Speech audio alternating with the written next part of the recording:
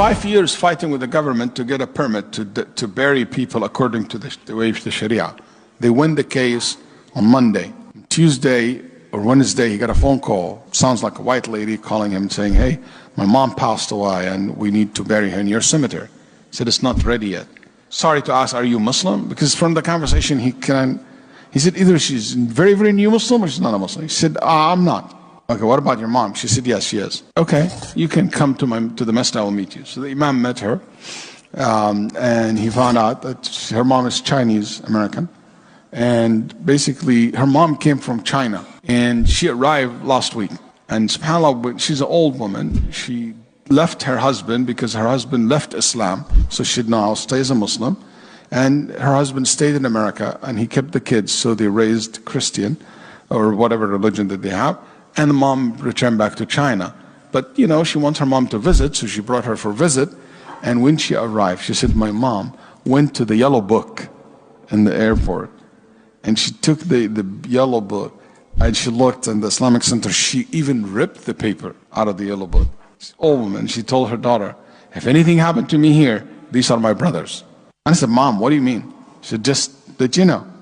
She said, I took it like I didn't care for her. Maybe she's tired from the long travel. She said, spend the first night. Second night, she died while she is in her bed. So the Sheikh said, I will bury her in the cemetery. Even if it's not ready, I will make it happen. The first grave in that cemetery. Khutbah al-Jum'ah, he mentioned the story to the people. Everybody prayed Jum'ah that day, almost followed her janazah. Then the family were shocked, and they said to him, why? Who are all those people? They said, those are her brothers. She said, my brothers, those are her brothers. They were in tears. Then after she was buried, he handed him a piece of paper. She said, that's my mom's favorite prayer. Can you make it? Dr. Ahmed, he told me, and I looked at it and I started crying.